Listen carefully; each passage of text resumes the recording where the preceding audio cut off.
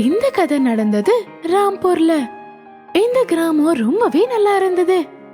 ஆனா இந்த கிராமத்தோட ஒரு பெரிய பிரச்சனை என்னன்னா இந்த எலிகளோட ஆட்டம். அந்த கிராமத்தோட எல்லா வீட்டிலையும் இந்த எலிகள் இருந்தது. ஆ, ஐயோ எலி, ஐயோ எலி! இங்க யாராவது ஒருத்தர் ஒரு நாளைக்கு இந்த எலிகளை அடிச்சு துரத்த முயற்சி பண்ணிட்டு இருப்பாங்க. அங்க இந்த எலி எவ்ளோ இருந்ததுன்னா அதுங்க விவசாயியோட விளைச்சலையும் நாசம் பண்ணிடும். அப்புறம் கடையில இருக்கிற காய்கறிகள், சாப்பாட்டு பொருட்கள் எல்லாத்தையுமே நாசமாக்கிடும். ஐயோ, என்னோட பழங்கள்! யாராவது இந்த எலிகளை ஏதாவது பண்ணிடுங்க. என்னோட பழங்கள் எல்லாம் இப்படி நாசமாயிடுச்சே. எல்லாரும் ரொம்ப சோர்ந்து போய் கிராமத்தாட்கள் எல்லாம் அந்த கிராமத்தோட மேடை கிட்ட ஒன்னா சேர்ந்தாங்க. இந்த கிராமத்துல லட்சக்கணக்கான எலிகள் இப்ப வந்துடுச்சு. அட ஆமா, இந்த எலிகள் என்னோட பழங்கள் எல்லாத்தையும் நாசம் பண்ணிடுச்சு.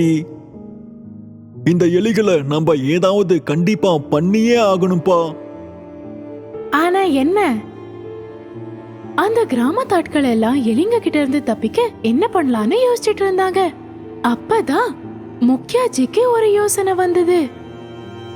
பக்கத்து கிராமத்திலையும் இந்த எலிகளோட தொல்லை ரொம்ப அதிகமா இருந்தது. அப்போ அவங்க மாதவ் அப்படிங்கிற புல்லாங்குழல் ஊதுற ஒருத்தரை கூட்டிட்டு வந்திருந்தாங்க.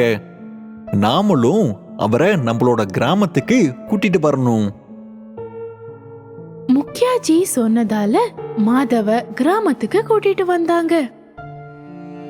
உங்களால எலிகளை ஓட்ட முடியும்னு நான் கேள்விப்பட்டேன். எங்களோட கிராமத்திலையும் இந்த எலிகளோட தொல்லை ரொம்பவே அதிகமா இருக்கு. நான் அந்த பிரச்சனையை தீர்த்து வச்சிடுறேன். ஆனா எனக்கு என்ன கிடைக்கும்? ஒருவேளை நீங்க அந்த எலிகள் எல்லாத்தையும் இந்த கிராமத்தை விட்டு ஓட்டிட்டீங்கன்னா அப்ப நாங்க உங்களுக்கு 100 பொற்காசுகளை தந்துடுறோம். சரிங்க முக்கியாஜி, சரி, எனக்கு 100 பொற்காசுகளை தந்துடுங்க. சரி, நீ கவலைப்படாத, நான் கொடுத்துடுறேன். வீட்டுல இருந்து வெளியே வந்து மாதவ் அவரோட புல்லாங்குழல எடுக்கிறாரு. அப்புறம் அவரு அந்த புல்லாங்குழல ஊத ஆரம்பிச்ச உடனே எல்லா வீட்ல இருந்த எலிகளும் வெளியே வர ஆரம்பிச்சது. கிராமத்தாட்கள் இத பார்த்து ஆச்சரியப்பட்டாங்க. இது என்ன மாயமா இருக்கே! நிஜமாதான். அங்க பாருங்க, எல்லா எலிகளும் அந்த ஆள் பின்னாடியே போயிட்டு இருக்கு. இத பார்க்கவே ரொம்பவே நல்லா இருக்கு. அப்படியே மாதவ் முன்னாடி நடந்து போக போக எலிகளோட கூட்டம் அதிகமாயிட்டு இருந்தது. மாதவ் அந்த புல்லாங்குழல் வாசிக்கிறத கேட்டு எல்லா எலிகளும் மயங்கி இருந்தது. மாதவ் எங்க போனாலும் அந்த எலிகள் அவரை பின்தொடர்ந்து போயிட்டு இருந்தது. இப்போ மாதவ் அந்த கிராமத்தோட மார்க்கெட்டுக்கு வந்தாரு. இங்க எல்லா கடைகள்லயும் இருந்த எலிகள் வெளியே வர ஆரம்பிச்சது. அந்த கிராமத்தாட்கள் இத பார்த்து ரொம்ப சந்தோஷப்பட்டாங்க. கடவுளே, உங்களுக்கு கோடான கோடி நன்றிகள். எல்லா எலிகளும் மாதவ பின்தொடர்ந்து போயிட்டு இருந்தது. மாதவ் எல்லா எலிகளையும் கிராமத்தை விட்டு ரொம்ப தூரம் கூட்டிட்டு போனாரு. அத ஒரு குளத்துக்கிட்ட கூட்டிட்டு போனாரு. அப்புறம் அவர் அந்த புல்லாங்குழல் வாசிக்கிறத கேட்டு எல்லா எலிகளும் அந்த தண்ணிக்குள்ள குதிச்சிடுது.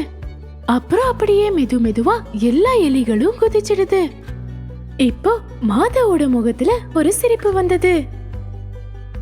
சரி, வேலை முடிஞ்சது. இப்ப போய் பணத்தை வாங்கிக்கலாம். மாதவ் முக்கியாவோட வீட்டுக்கு வராரு. இந்த கிராமத்துல இருக்கிற எல்லா எலிகளையும் ஓட்டிட்டேன். இப்ப நீங்க எனக்கு சொன்ன மாதிரியே பணத்தை கொடுங்க. நீ என்ன வெறும் புல்லாங்குழல் மட்டும்தானே ஊதுன? என்ன முட்டாள்னு நினைச்சிட்டியா? வெறும் புல்லாங்குழல் மட்டும் ஊதுன உனக்கு 100 பொற்காசுகள் நாங்க உனக்கு தரணுமா? என்னது புல்லாங்குழல்? அப்படியா? நான் உனக்கு வெறும் 50 பொற்காசுகள் மட்டும்தான் தருவேன். அப்படியா? நீங்களே எனக்கு அந்த 100 பொற்காசுகளை தரத்துக்கு என்ன தேடி வருவீங்க. மாதவ் ரொம்ப கோவப்பட்டுக்கிட்டு முக்கியாஜியோட வீட்டை விட்டு வெளியே போறாரு. மாதவ் இப்போ அந்த புல்லாங்குழல்ல வேற ஒரு டியூனை வாசிச்சாரு.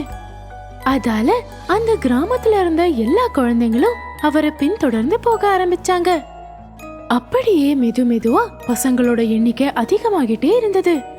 மாதவ் அந்த எல்லா குழந்தைங்களையும் ஒரு குகைக்குள்ள கைது செஞ்சிடுறாரு. அப்புறம் அந்த குகைக்கு வெளியவே உட்கார்ந்துட்டு இருந்தாரு. நீ இப்போ என்னதான் பண்றன்னு நானும் பாக்குறேன் முக்கியாஜி. அப்புறம் இங்க கிராமத்துல பசங்க எல்லாம் காணாம போனத நினைச்சு கிராமத்து ஆட்கள் ரொம்ப கவலையா இருந்தாங்க. அவங்க எல்லாரும் மறுபடியும் முக்கியாவோட வீட்டுக்கு போனாங்க. ஒருவேளை நீங்க அந்த புல்லாங்குழல்காரனுக்கு அவன் கேட்ட காசை கொடுத்திருந்தா இன்னைக்கு நம்ம பசங்க அவங்க வீட்டுல இருந்திருப்பாங்க. நமக்கு இந்த மாதிரி ஒரு நிலைமை வந்திருக்காது. ஐயோ, என்னோட குழந்தைங்க.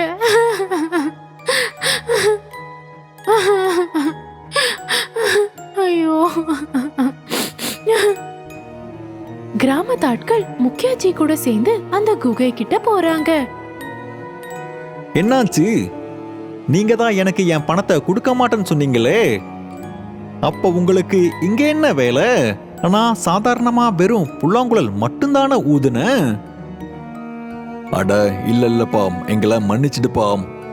இப்ப நான் பண்ண தப்பு எனக்கு புரிஞ்சிருச்சு. நான் உங்ககிட்ட கையெடுத்து கும்பிட்டு மன்னிப்பு கேட்டுக்கிறேன். என் பசங்களை நீ தயவு செஞ்சு விட்டுடு. நான் உனக்கு கொடுக்க வேண்டிய பணத்தை கொடுத்துடுறேன். இந்தா உனக்கு சேர வேண்டிய 100 பொற்காசுகள். இதுதான் நியாயமானது. மாதவ்க்கு அவரோட 100 பொற்காசுகள் கிடைச்சிடுச்சு. அப்புறம் அவரு எல்லா குழந்தைங்களையும் விடுவிச்சிட்டாரு. பசங்களும் அவங்களோட குடும்பத்தாருக்கிட்ட போனாங்க. அப்புறம் தான் முக்கியாஜிக்கு புரியுது, நாம ஒருத்தரை ஏமாத்துறதுக்கான பலன் நல்லதா இருக்காதுன்னு.